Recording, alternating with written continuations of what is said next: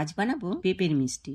পেঁপের মিষ্টিটা বানানোর জন্য আমি এখানে আধখানা পেঁপে নিয়েছি। এবারে পেঁপেটা ছাল তুলে এখানে আমি গ্রেটারে গ্রেট করে নিচ্ছি। এরপর আমি একটা কড়াই উনুনের মধ্যে বসিয়ে দিয়েছি। কড়াইটা গরম হয়ে গেলে আমি এখানে 3 চামচ ঘি দিয়ে ভালো করে পেঁপেটাকে আমাকে নেড়ে ভেজে নিতে হবে। উনুনের আঁচটাও কমিয়ে দিতে হবে আর এটাকে ধীরে ধীরে ভাজতে হবে। এই পেঁপের মধ্যে যে পেঁপের রসটা থাকে সেটা এটাকে ধীরে ধীরে এরকম ভেজে সেই রসটা মারতে হবে।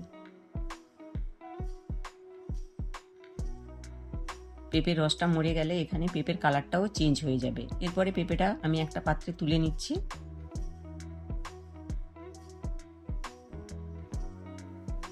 ওই কড়াইতে আমি এখানে 250 গ্রাম দুধ কড়ার মধ্যে দিয়ে ভালো করে গরম করে নিচ্ছি। দুধটা যখন খুব ভালোভাবে গরম হয়ে যাবে আমি এখানে 150 গ্রামের মতো চিনি নিয়েছি।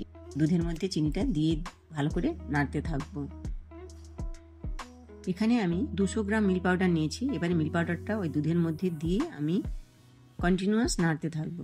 মিল্ক পাউডারের যে দলা পাকানোগুলো আছে ওগুলো আস্তে আস্তে নাড়তে নাড়তে ওগুলো সব মিশে যাবে। দুধটা যখন কন্টিনিউয়াস নাড়তে নাড়তে এটা যখন মরে ক্ষীরের মতো হয়ে আসবে, এখানে আমি যে পেঁপেটা ভেজে রেখেছিলাম আমি ওর মধ্যে দিয়ে ভালো করে নাড়তে থাকবো। এরপর আমি এখানে 7-8টা এলাচ আমি সেটা গুঁড়িয়ে রেখেছিলাম ওর মধ্যে দিয়ে দিলাম।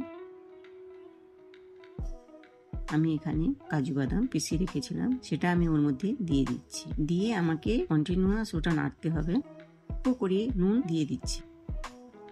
দিয়ে এবারে উনুনের আঁচটাকে একদম কমিয়ে আস্তে আস্তে এটা যেহেতু হয়ে আসছে আমাকে এটা আস্তে আস্তে এভাবে নাড়তে হবে।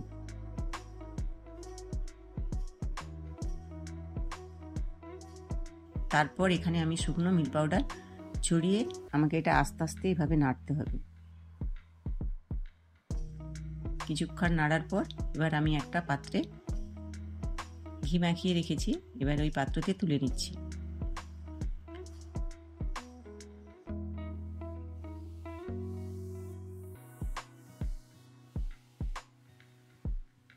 তখন আমি এটাকে হাতের মধ্যে গোল করে নিয়ে এখানে আমার রাইস আছে, আমি রাইসের মধ্যে এটাকে ফেলে দিচ্ছি। দিয়ে 2 হাতে চাপ দিয়ে আমি একটার পর একটা মিষ্টি বানিয়ে নিচ্ছি।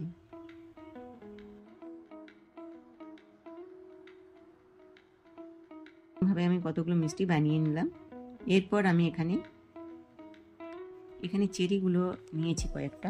এবারে চেরিটাকে আমি ছোট ছোট করে কেটে ওর মধ্যে একটা একটা করে দিয়ে দিচ্ছি।